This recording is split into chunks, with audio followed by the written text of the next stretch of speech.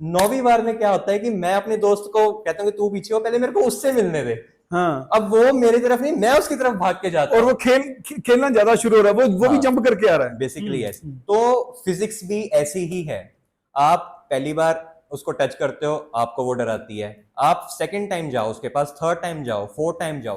किताबों से प्यार करो, फिजिक्स के न्यूमेरिकल को बार बार देखो, उससे प्यार करो। जब आपको उससे प्यार हो जाएगा तो फिजिक्स आपको उससे ज्यादा प्यार करेगी। मतलब जिस तरह वो शिरो वो पूंछ हिलाने लगा था, अब ये फिजिक्स जब आप उसके साथ बार बार यस, जाएंगे तो ये भी पूंछ हिलाने लगेगी। फिजिक्स भी पूंछ हिलाएगी। क्या बात।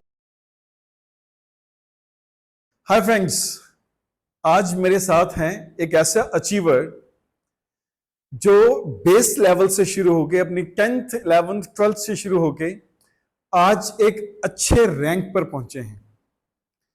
वो कौन है? जो 10th में एक गंभीर से स्टूडेंट थे, शाई स्टूडेंट थे, जिन्होंने 12th के बाद Punjab Ayurvedic entrance test PAT में 18 स्टेट रैंक वो स्कोर किया। और उसके बाद अपनी बीएमएस के दौरान, जब उनकी ग्रेजुएशन चल रही थी, उसके दौरान ही वो पोस्ट ग्रेजुएशन में जो पढ़ने के लिए, उसकी तैयारी के लिए उन्होंने अपने चैनल स्टार्ट कर दिए टेलीग्राम में, और अपनी ऐप लॉन्च कर दी, और बहुत सारे स्टूडेंट्स को लीड करके उनको एंट्रेंस टेस्ट क्लियर करवाने के लिए उनकी हेल्प करी ड्यूरिंग हिज ओन ग्रेजुएशन। और जब खुद पोस्ट ग्रेजुएट के लिए, जब आयुर्वेदिक का पोस्ट ग्रेजुएट के लिए टेस्ट दिया, तो उसमें ऑल इंडिया 463 रैंक लिया।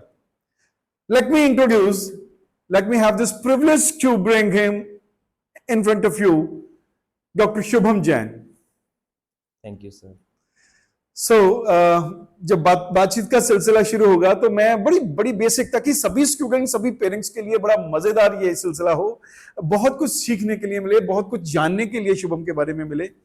तो Shubham, I have some set pattern of questions. मुझे ये बताइए, बिल्कुल सिंपल, बहुत सारे स्टूडेंट्स ऐसे होंगे, जो पेरेंट्स ऐसे होंगे जो अभी, जिनके बच्चे 9th में 10th में होंगे। When you were in 10th, तो आपका कोई टारगेट था? आप क्या करना चाहते थे? Sir to be very honest, 10th में मेरा कोई टारगेट नहीं था, मेरा कोई गोल नहीं था। मुझे पता ही नहीं था कि टारगेट क्या होता है, गोल क्या होता है। मतलब मेरे फादर ने ही जो डिसाइड किया किया मेरे लिए। मैं एक ऐसा बच्चा था, मतलब जिसका एक रूटीन होता था कि स्कूल में टॉप करके खुश हो जाता था। 10th तक मैंने टॉप किया, उसके बाद घर आके होमवर्क का पैटर्न फॉलो किया, एंड दैट्स ऑल। मतलब मेरा कोई रूटीन नहीं था। Means you were homework baby, a very decent homework baby. Yes sir, okay, yes sir. आपने फिर मेडिकल क्यों रखा? Sir yes sir, medical as I said, मतलब मैंने 10th तक मैंने टॉप किया था, तो मेरे फादर का ये परसेप्शन था कि अगर 10th तक इसके स्कोर्स अच्छे आएंगे तो इसको साइंसेस लेके देंगे। तो साइंस में उन्होंने सिर्फ मेरे मार्क्स के बेसिस पे, कि मैं अच्छे मार्क्स अचीव कर रहा हूँ, तो उस बेसिस पे उन्होंने मेरे को साइंस में एनरोलमेंट किया। मींस आपका इंटरेस्ट क्या है, आप किधर जाना चाहते हो, या आप किस लाइन के लिए बने हुए हो, ऐसा सोचने की बजाय मार्क्स अच्छे हैं तो, जो मतलब ट्रेडिशन हाँ, चल रहा था, जो अच्छे मार्क्स वाले साइंस रखें और ठीक ठाक मार्क्स वाले कॉमर्स रखें, जिनके मार्क्स अच्छे नहीं है तो वो आर्ट्स, इस तरह का कुछ इस तरह परसेप्शन का थी। हाँ परसेप्शन था, क्योंकि इस तरह मेरे की। मतलब इससे पहले मेडिकल फील्ड में हमारे फैमिली में कोई भी नहीं था।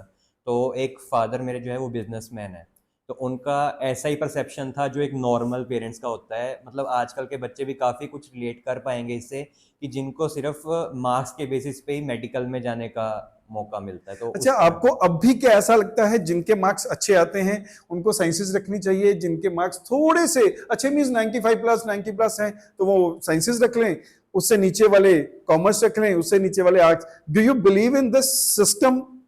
नो सर, मेरा ऐसा कोई भी बिलीफ नहीं है। अगेन, मेरे को उस टाइम पे इतनी मैच्योरिटी नहीं थी कि मैं अपने लिए डिसीजंस ले सकूं। बट जो हाँ, अब जो मैच्योरिटी है उसके साथ मैं कह सकता हूँ कि ये सब मिथ है कि जिसके सबसे ज़्यादा मार्क्स हो वो साइंस ले। नो, वो बच्चा आर्ट्स में भी बहुत अच्छा परसीव कर सकता है, डिपेंडिंग उसके अंदर क्या स्किल्स हैं। मतलब अपने अंदर बेसिकली क्या आप स्किल्स लेके चलते हो, उसके बेसिस पे हमें अपना स्ट्रीम डिसाइड करना चाहिए, ना कि मार्क्स के बेसिस मेरा इंटरेस्ट किधर है, जी। मैं किसके लिए मेहनत करूं, कैसी लाइफ बनाना चाहता हूं, किस प्रोफेशन में मैं सर्व एग्जैक्टली, करना चाहता हूं कंट्री को, ये सारा कुछ डिपेंड करता है। Exactly ma'am. अच्छा डॉक्टर साहब, मुझे ये बताइए, 11th 12th में आप किस तरह के स्टूडेंट थे? 11th 12th में to be honest I was say the word dumb, मतलब मैं एक डम स्टूडेंट था। मेरे साथ कोई मजाक करे मेरे को रिप्लाई बैक करना नहीं आता था, मतलब बहुत ही शाई, अपने आप में रहने वाला, अपने आप से मतलब रखने वाला। हाँ बट हार्ड वर्किंग था, अपना बैठ के पढ़ता रहता था।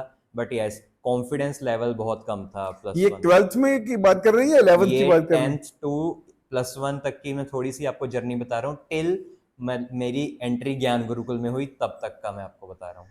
ओके, अच्छा, तो आपने जैसे अभी नाम लिया ज्ञान गुरुकुल में एंट्री हुई, तो ज्ञान गुरुकुल में एंट्री होके फिर क्या हुआ? मतलब ज्ञान गुरुकुल में एंट्री होके जैसे ही मतलब हमने फर्स्ट क्लास हमारा हुआ, मतलब जब मैं यहाँ पर आया था तो मतलब मेरा कंपटीशन एक so called hi fi schools के साथ था। तो उनका कॉन्फिडेंस वगैरह देख के तो मेरे को ऐसा लगता था कि यार मतलब मैं 30 स्टूडेंट्स में टॉप करता था, वो भी अपने स्कूल में।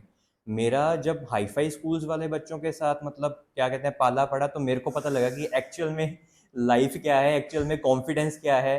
तो अब यहाँ के टीचर्स उससे भी ज़्यादा मतलब, और उन्होंने मेरे में अंदर इतना कॉन्फिडेंस जो है वो जगाया। मतलब यहाँ पे एक मैं पढ़ाई के साथ साथ कहना चाहूँगा कि संस्कार बिल्ड हुआ, एक संस्कार फॉर्मेशन हुआ, है ना, जिसकी वजह से मेरे को +1 के मिड तक आते आते काफ़ी जो है वो कॉन्फिडेंस आ गया था। ओके, +1 में जब आपने साइंसेस रखी तो किस तरह के, मतलब आपको सब्जेक्ट कैसे लगते थे? Physics, chemistry, bio, these were the main subject, कैसे लगते थे आपको subject? Biology was very easy, chemistry moderate लगता था, फिजिक्स काफ़ी टफ लगता था। फिजिक्स मतलब ऐसे था कि वो जो होते नहीं चार लोग जो बातें बनाते हैं, वही चार लोगों ने +1 में आने से पहले मेरे दिमाग में एक मिथ डाल दिया था कि फिजिक्स बहुत डिफिकल्ट है। वो चार लोग, हाँ वही चार लोग। वही चार लोग जो जो हर किसी के आसपास होते हैं। बिल्कुल ओके बिल्कुल। ओके। उन्होंने मेरे दिमाग में मिथ डाल दिया था कि physics is like my God, physics बहुत ही टफ है कि न्यूमेरिकल्स ये वो, तो एक परसेप्शन बना दिया था उन्होंने। तो वो चीज मेरे को फिजिक्स से और दूर ले गई थी। ओके, तो कभी लाइफ में ऐसा मौका भी आया इन 11th और 12th में कि फिजिक्स कभी आपको अच्छी लगी हो? ऑफ कोर्स, पहली क्लास ही, पहली क्लास में ही लग गया मेरे को। क्योंकि सर क्या होता है ना, हम बचपन में यूनिवर्स हम देख कर आते होते हैं कि अच्छा ये चीज़ें हो रही हैं हमारे अराउंड। फॉर एग्जांपल बाढ़ आती है, सूरज चढ़ता है ढलता है, ऋतुओं में परिवर्तन होता है। बट हम कभी उसको इस नज़रिए से नहीं देखते कि बाढ़ क्यों आती है, सूरज क्यों ढलता है, क्यों चढ़ता है, ऋतु में परिवर्तन क्यों होता है। पर जब मैंने पहली क्लास ही लगाई तो केशव सर ने, मतलब सर, क्यों का मतलब समझा दिया कि बेसिकली हर चीज में आप क्यों लगाना सीखो। जब आप क्यों कैसे क्वेश्चंस लगाओगे तो आंसर्स अपने आप आएंगे। वो सर एक जर्नी काफी फन वाली हो गई, और जिसने मतलब मेरे को बिलीव लगाया कि नहीं, physics is like nothing, it is just fun with common sense. It's just fun with common sense, actually physics is this. तो अभी फिजिक्स की बात हुई तो मैं एकदम से मैं शुरू नहीं होऊंगा इसमें, तो दिस इज योर डे। तो मुझे एक बात बताइए, मेडिकल से पहले पहले जब मेडिकल की तैयारी भी कर रहे थे, तब आपके दिमाग में, जैसे आपने थोड़ी देर पहले बताया कि numericals were tough, physics was tough, जो आपके अंदर भरा गया था, तो आपको ये टफ कब तक लगते रहे? मतलब कुछ न्यूमेरिकल्स मेरे से सॉल्व हो जाते थे बेसिक वाले, बट कुछ टफ भी लगते थे। मिड +1 तक मुझे टफ लगते थे न्यूमेरिकल्स। बट एक बार मतलब क्लास में आपने एग्जांपल दी थी, वो मुझे आज तक मेरे दिल दिमाग और जहन के अंदर तक फिट हो गई। मैं वो शेयर करना चाहूँगा ऑडियंस के साथ, ताकि जो सुन रहे हैं बच्चे वो भी रिलेट करें। श्योर।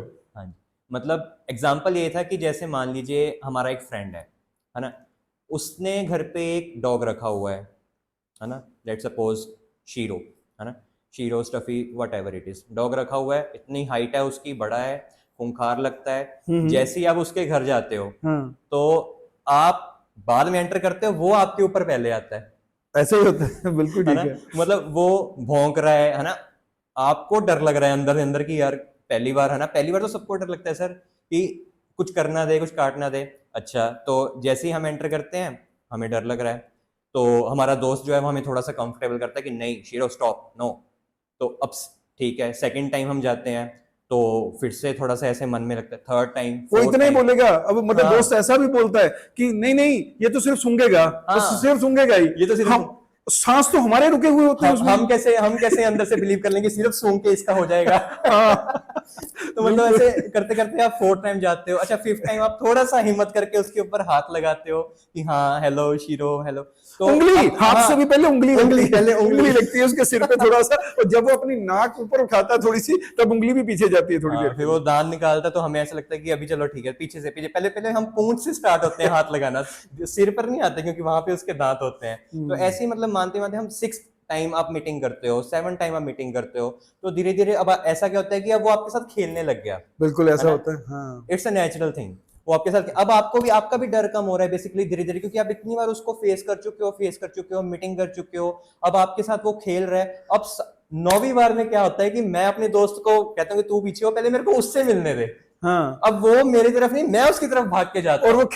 खेलना ज्यादा शुरू हो रहा है, वो भी हाँ, जंप करके आ रहा है। Basically yes. तो फिजिक्स भी ऐसी ही है, आप पहली बार उसको टच करते हो, आपको वो डराती है, आप सेकंड टाइम जाओ उसके पास, थर्ड टाइम जाओ, फोर्थ टाइम जाओ, किताबों से प्यार करो, फिजिक्स के न्यूमेरिकल को बार बार देखो, उससे प्यार करो, जब आपको उससे प्यार हो जाएगा तो फिजिक्स आपको उससे ज्यादा प्यार करेगी। मतलब जिस तरह वो शिरो वो पूंछ हिलाने लगा था, अब ये फिजिक्स जब आप उसके साथ बार बार यस, जाएंगे तो ये भी पूंछ हिलाने लगेगी। फिजिक्स भी पूंछ हिलाएगी। क्या बात है, राइट। अच्छा, तो फिर अल्टीमेटली क्या हुआ फिजिक्स के साथ? अल्टीमेटली फिजिक्स जो है, मेरा परसेप्शन इतना बदल गया फिजिक्स के लिए। मतलब फिजिक्स के साथ प्यार हुआ? प्यार, प्यार सर, प्यार तो छोटी टर्म है, मुझे फिजिक्स के साथ, केमिस्ट्री के साथ, बायोलॉजी के साथ इश्क हो गया था। ओ क्या दैट, बात है। मैं इश्क टर्म जो है वो दूंगा, हम्म, तो इश्क हो गया था सर उसके साथ। अच्छा, डॉक्टर साहब, गोल कब क्लियर हुआ आपका? भाई आपने पहले कहा जैसे मुझे मेरा कोई टारगेट नहीं था, कोई गोल नहीं था, फिर आपका गोल कब क्लियर हुआ? गोल सर तब क्लियर हुआ जब चीजें अप्रोचेबल लगने लगी, to be very honest. Wonderful. Yes sir, जब लगने लगा कि पोटेंशियल है, कॉन्फिडेंस आ रहा है और मैं कर सकता हूं, तो चीजें जब अप्रोचेबल आपकी तरफ लगने लग जाती है ना, तो तब लगता है कि गोल मेरा क्लियर है। अप्रोचेबल मींस जब जब आपको लगने लगा हाँ मैं कर सकता हूं, ये हाँ तो मेरी पकड़ में आ गया। जी बिल्कुल। हम्म। चीजें मतलब life comes back in a full circle, चीजें अपने आप ही मतलब रिलेट होने लग जाती हैं जब आपका कॉन्फिडेंस लेवल पीक पर होता और है। कॉन्फिडेंस लेवल बढ़ा तब जब आपने बताया जब आप बार बार गए, बिल्कुल सर, बार बार पढ़े। बिल्कुल सर। चीजों से भागोगे तो उसका कोई सोल्यूशन नहीं है, चीजों के साथ प्यार करो, मुश्किल से मुश्किल चीजें सर क्लियर हो जाएंगी। तो जो भी था डंके की चोट पे करना चाहता था, अपने आप को प्रूव करने लग गया, अपने आप को प्रूव करना चाहता था, तो इस वजह से मेरा गोल जो है वो मेरे को अप्रोचेबल लगने लगा। और सर फिर उसका प्रमाण तो आप देख रहे हैं कि मेरी पर्सनैलिटी हो, चाहे मेरी ग्रोथ हो, मेरी अचीवमेंट्स हो, वो सब इसी से मतलब यहीं से स्टार्ट हुआ है। After 10th I was completely transformation, जिसको आप कह सकते हैं, वो मेरे को खुद को भी फील हुआ, मैं कहने के लिए नहीं कह रहा, मेरे को खुद को ट्रांसफॉर्मेशन एक फील हुई सर। Wonderful wonderful. डॉक्टर साहब मुझे ये बात बताइए, इस जर्नी में कई बार होता है ना कि हम ढीले पड़ जाते हैं जब मेहनत करनी है, कई टफ न्यूमेरिकल आ गए, कभी दिक्कत आ गई, तो कई बार डाउन होता है बंदा, तो आपका कोई मोटिवेशन फैक्टर क्या रहा? आपको मोटिवेट कौन करता था? मेरे को मोटिवेट कोई इंसान नहीं है जो करता था, इंसान नियमित पात्र हो सकता है, बट मोटिवेशन एक जो मेरे मन में थी वो एक बहुत छोटी मोटिवेशन थी। वो ये थी कि जब हम फिजिक्स की क्लास लगाते होते थे, हम्म तो कोई भी क्लास लगाते थे, तो केशव सर मतलब आप हमेशा कहते थे, अपने बच्चों की तारीफ करते थे कि जो बच्चे हमारे खास होते हैं या जो अचीवर्स होते हैं, जो रैंक लाते हैं प्लस टू के बाद, नीट, जेई समथिंग किसी में भी, तो उनकी फोटोग्राफ्स और उनका एक आर्टिकल जो है वो हमारी गुरुकुल की वॉल पे एक फेम है, wall of fame, wall of fame है, वॉल ऑफ हाँ। फेम जिसको हम बोलते हैं, उस पे सभी के अचीवमेंट्स जो है वो लगी हुई है। मतलब मेरे अंदर से होता था कि यार किसी दिन इस वॉल पर मेरे को भी टंगना है। क्या बात है, इस मतलब वॉल पर इस मैं भी टंगा जाऊं। इस वॉल पर मैं भी टंगा जाऊं, मेरी भी चीज यहाँ पर जो है वो फिक्स हो। सीढ़ी रोज ही मतलब क्लास में आना, सीढ़ियों से उतरते चढ़ते वो वॉल देखना, वो रोज मोटिवेशन एक मन में लेके आना कि यार किसी दिन यहाँ पर जो है वो मेरे को भी आना है। This was the So only, that wall of fame was the motivational factor, biggest motivational factor for you. Yes sir, biggest motivation और फैक्टर। तब कैसा महसूस हुआ जब आप टंगे गए, जब उस वॉल पे आ गए? हेवन, मतलब स्वर्ग की सिद्धि होगी ऐसे लगा, क्योंकि हमारे लिए उस टाइम पे गोल्स ये नहीं होते कि हमें गाड़ी लेनी है, ये वो लेनी है, ये बहुत है। हमें उस टाइम पे छोटे छोटे मोटिवेशन फैक्टर्स बहुत काम आते थे। अब वही एक छोटा मोटिवेशन फैक्टर था कि कहीं ना कहीं आप स्वार्थ कह लो कि सर के मुंह से मेरे को अपना नाम सुनना है, मेरे जूनियर्स मतलब मेरे जूनियर्स के सामने सर मेरी एग्जांपल ले और वॉल ऑफ फेम पे मैं आ जाऊं, ये मेरा मोटिवेशन फैक्टर था। अच्छा शुभम, अब मैं थोड़ा सा फ्लैशबैक में लेके चलता हूं आपको। आपको याद है जब आप +1 +2 में थे तो ऐसा मुझे सुनने में आता था आपके आसपास आपके बहुत सारे फ्रेंड्स से, शुभम कुछ बदला बदला सा लगता है, शुभम बदल गया, ये क्या था बदल गया, और सभी हंस पड़ते थे, ये क्या था बदला बदला, आज अपना राज खोलो। सर यस, जैसे कि मैंने पहले डिस्क्राइब किया, मैं थोड़ा इंट्रोवर्ट टाइप का था, डम था, किसी से मतलब इंटरेक्शन नहीं करना इतना ये वो। तो +1 में मेरा यही रोल था, मतलब यही था +1 के मिड तक। धीरे धीरे मेरे को ये चीज़ें समझ आई कि मतलब एक कॉन्फिडेंस लेवल जो मेरा बिल्डअप हुआ, मतलब ज्ञान Gurukul was like not a coaching institute for me. मतलब यहाँ पे मेरे को ज्ञान तो मिलता था, ज्ञान के साथ साथ जो संस्कार मिले बेसिकली किसी कोचिंग इंस्टीट्यूट में मैंने ये चीज नहीं फील की, ना ही मेरे को कोई ऐसा फीडबैक भी सुनने को मिला। इसका फीडबैक जो था वो प्रूव हुआ जब मैंने ये फील किया कि जो चीजें, पढ़ाई तो ठीक है, पढ़ाई सब करवाते हैं सर, बट पढ़ाई के साथ साथ जो चीजें आपको बिल्डअप करने के लिए लगती हैं, जो संस्कार लगते हैं, जो चीजें कॉन्फिडेंस के लिए आपको चाहिए, जो बूस्टअप के लिए आपको मटेरियल चाहिए, वो सब चीजें भी मेरे को जब यहाँ से मिली, तो अब हो क्या गया कि +2 तक आते आते मेरा ट्रांसफॉर्मेशन कुछ इस तरह हो गया कि पढ़ाई में तो चलो मैं इंप्रूव कर ही रहा हूँ नो डाउट, बट यहाँ पे मैं बात करना चाहूंगा मेरे कॉन्फिडेंस लेवल की। मतलब मैं जो इतना शाई होता था, इतना इंट्रोवर्ट होता था, वो कंप्लीटली ट्रांसफॉर्म हो गया। आपको सेल्फी मैन भी कहते थे ना? Selfie king. सेल्फी किंग मतलब एक ही शौक था सेल्फी लेना, तो सेल्फी किंग भी कहते थे। अब इतना ट्रांसफॉर्मेशन हो गया कि अब मेरे सामने अगर कोई मजाक करता तो मैं उसका रिप्लाई देने शुरू हो गया बेसिकली। अब दौर यहां तक पहुंच गया कि रिप्लाई तो छोड़ो, मैं सामने से मजाक करने लग गया। तो ये ट्रांसफॉर्मेशन बहुत बड़ा transformation. One thing I really want to tell you, कभी भी मैंने आपके दोस्तों के साथ जब आपको आपस में मजाक करते देखा, मैंने कभी भी मतलब कहीं ना कंपनी कितनी अच्छी होती है, आप लोग एक दूसरे का मजाक करते हो एक दूसरे के साथ, मैंने कभी भी नोटिस नहीं किया आप एक दूसरे का मजाक उड़ाते हो। यस, डिग्निटी मेंटेन रखते हो, this makes you at higher level, this makes you at the edge yes in the mob, क्योंकि आप मजाक करते हो एक दूसरे के साथ, आप उड़ाते नहीं हो। अच्छा, फिर जब नीट के लिए तैयारी चल रही थी, मेहनत कितनी की, कितनी करनी पड़ी और कैसे की? मेहनत सर बहुत की, टू बी वेरी ऑनेस्ट, और मेहनत बहुत करने के साथ एक सिस्टमेटिक तरीके से मेहनत करी। तो मेरा पैटर्न ये होता था, फॉर एग्जांपल जैसे मेरा स्कूल भी है ना, स्कूल से स्कूल गए, स्कूल से वापस यहाँ पे गुरुकुल में आ जाना, क्लासेस लगाना, फिर उसके बाद रात रात तक यहीं बैठे रहना। और कभी कभी आपको सर याद होगा कि आप भी हमारे साथ नाइट स्टेज करते थे, तो मेरा फ्रेंड सर्कल जो होता था, जागृत, उत्सव, एक हमारा जूनियर होता था अनमोल माछीवाड़े से, तो हम तीनों और आप यहाँ पे मतलब रात रात भर स्टडीज करना, ग्रुप स्टडीज करना। अच्छा, जो बीच में ब्रेक्स होनी तो ब्रेक्स में कुकिंग वगैरह भी करनी, तो वो चीज़ें काफ़ी जो है वो एक सीखने लायक भी थी, प्लस एक पढ़ने का एक तरीका था बेसिकली हमारा। ऐसे नहीं था कि पढ़ते रहना तो पढ़ते ही रहना, पढ़ते ही रहना, पढ़ते, नो, ब्रेक्स लेनी, रेगुलर इंटरवल्स पे लेनी, हंसी मजाक भी करना, फिर पढ़ाई करना, हंसी मजाक करना, फिर पढ़ाई करना, क्लासेस के बाद डाउट्स वगैरह सॉल्व होने, वो सारा मतलब ये जो हंसी मजाक है यही आपको बेसिकली स्ट्रेस बूस्टर का काम करती है, जब एक दूसरे से पंगे लेते हैं। आजकल सर उस टाइम और आज के टाइम में जो बच्चे रिलेट कर पाएंगे कि स्टडी का काफी स्केड्यूल जो है वो काफी कंपैक्ट हो गया है, बच्चों को मतलब हंसने का टाइम नहीं है सर, मैं इस वक्त मैं देखता हूँ। तो वो चीज बहुत जरूरी है, बीच में आपको रेगुलर इंटरवल्स लेने हैं। ऐसे नहीं है कि वो टाइम वेस्ट है, वो टाइम वेस्ट बिल्कुल भी नहीं है। 5 मिनट की हंसी जो डोपामाइन लेवल आपका इतना एक्सक्रीट करेगी, तो सर आपको पता है वो चीज। डॉक्टर साहब, मैं यहाँ आपकी बात को लेके ये इतना जरूर कहूंगा, ये हंसी के लिए टाइम नहीं होता, द हंसी इज द माइंडसेट। बिल्कुल, जब हम ये सोचते हैं कि अब मैं सीरियस होके पढ़ूं और उसके बाद मैं अपना हंसूंगा, तो this is basically corrupt mindset. तो प्लान्ड हो गया। This is corrupt mindset. The correct mindset is what I feel, the correct mindset is मैं हंसते हंसते पढ़ूं, मैं खुश होकर पढ़ूं।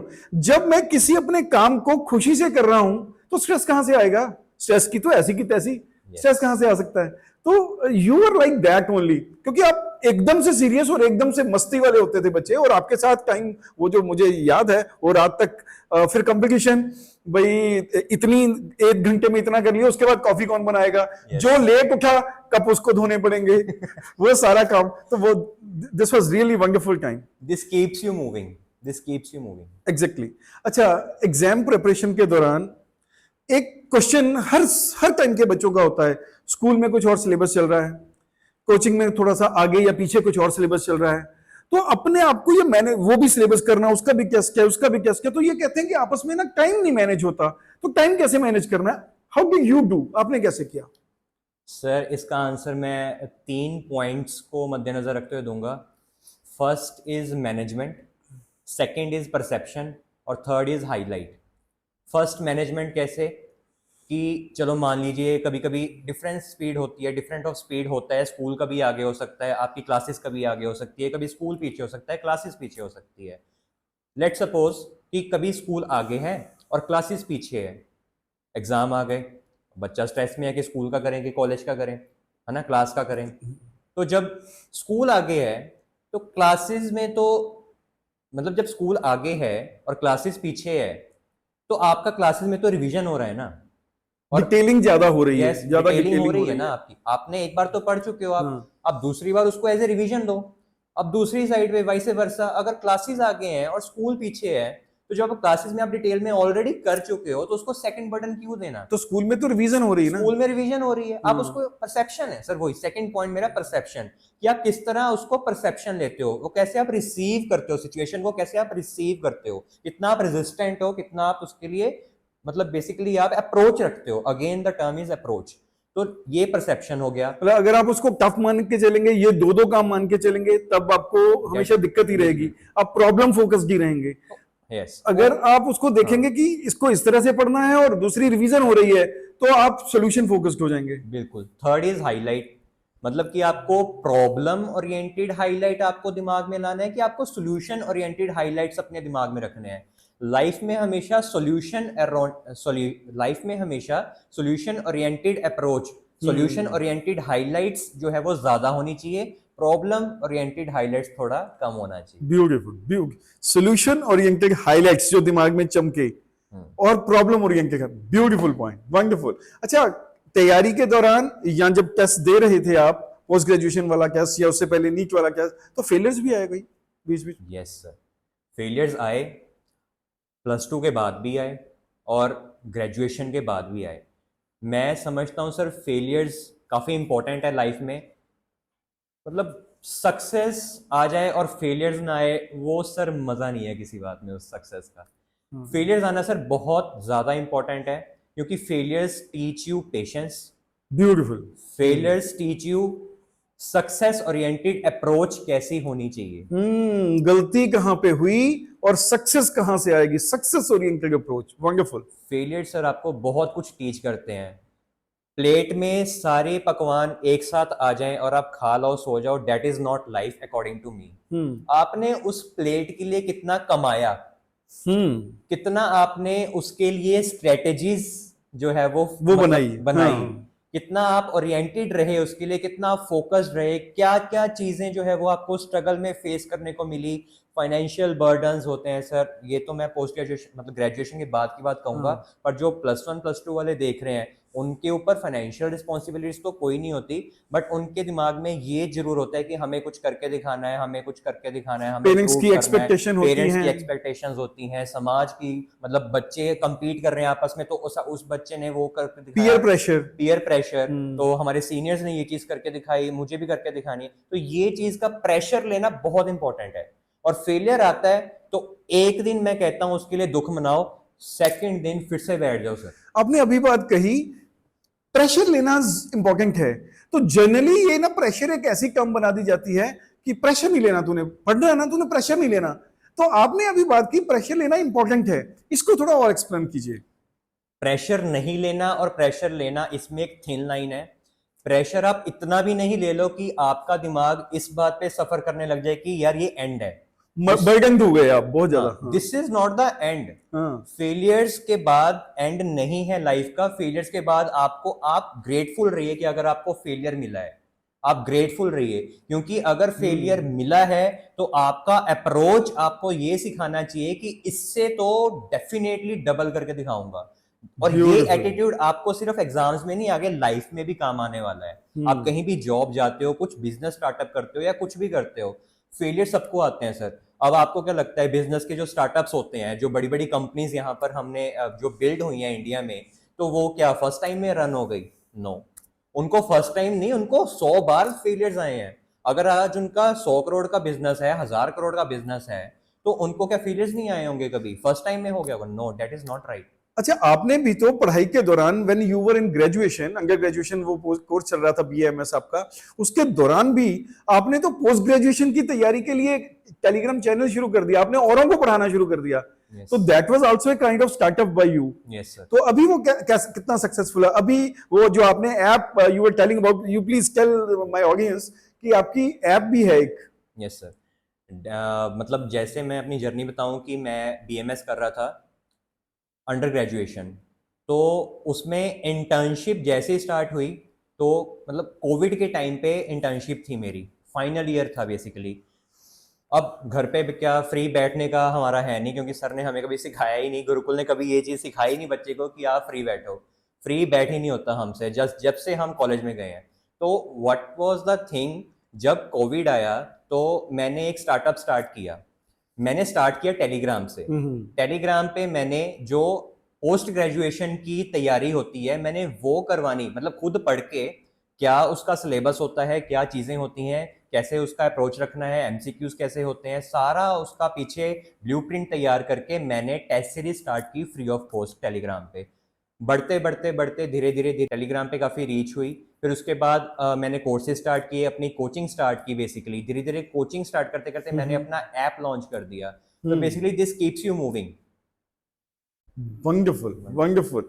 दैट मींस तैयारी खुद भी करी और अपने साथ कई लोगों को तैयार। अच्छा, इसके साथ आपके दिमाग में ये नहीं आया कि जिस स्ट्रेटेजी से, जिस तरीके से मैं तैयारी कर रहा हूं, वैसी तैयारी अगर बाकी सभी कर लेंगे तो मेरा कंपटीशन बढ़ जाएगा? नहीं सर, तो वो आपको डराता नहीं था ये बात? नहीं सर, इन चीजों से मैं कभी डरा नहीं। मेरे को था कि जितना कंपटीशन हो उतना मजा आएगा, उतनी तैयारी ज्यादा अच्छी होती है, तैयारी ज्यादा होगी उतने आपके, मतलब आप अपने आप को पूरी तरह झोंक जिस तरह सकते हो ना, मैं वो कंडीशन में क्रिएट कर देता था। क्योंकि मेरे अंदर से बेस्ट निकले, मेरे अंदर से बेस्ट वर्जन तभी निकलेगा जब मेरे अराउंड कंपटीशन अच्छा होगा। That means whatever you were having, आप सब अपना अपना मटेरियल दूसरों को प्रोवाइड करते थे। जब दूसरे पढ़ के उस लेवल पे पहुंचे, दैट मींस उससे आगे निकलने के लिए आपको और आगे निकलना पड़ेगा। Beautiful way of competing with others, beautiful. That means ये लीडरशिप है, आओ चलें। Yes sir. मैं जाऊं ऐसा नहीं, आओ चलें, and everybody, let us everybody grow. Yes sir. Wonderful. Doctor Shubham, मजा आया आपके साथ बात करके, और अच्छा लगा अपने ही स्टूडेंट को बिल्कुल अपने सामने इतना कॉन्फिडेंस से भरपूर, आत्मविश्वास के भरपूर, और अपने जूनियर्स के लिए मेहनत करते हुए, उनको अपने टिप्स बताते हुए। दोबारा फिर मैं तंग करूंगा कई बार, कुछ और क्वेश्चंस जब बच्चों के होंगे, they will ask me, then I will again invite you in my studio कि आप बाकी बच्चों के साथ बात करो। अगर हो सके तो मैं स्टूडेंट के साथ सीधा सीधा आपको रूबरू भी करवाऊंगा कि आप सीधी बात भी कीजिए स्टूडेंट के साथ। Definitely sir, I would love to have this conversation again and again, again and again, क्योंकि हम आगे बढ़ते जाते हैं, बट मेरे को जब अपना मैं फ्लैशबैक हमेशा अपने साथ रखता हूँ, वो बहुत इंपॉर्टेंट है सर मेरे लिए। और मतलब मेरी अप्रोच ऐसी रहती है कि मैं जितना मोटिवेट कर सकूं, सर आपसे ही सीखा है जो सीखा है, मैं जितना मोटिवेट कर सकूं उतना मैं बच्चों को करता हूं, क्योंकि यही हमारा फ्यूचर है सर, ये बच्चे ही हमारा फ्यूचर है। Thank you so much doctor Shubham, thank you so much, wonderful, it was really nice talking to you, thank you.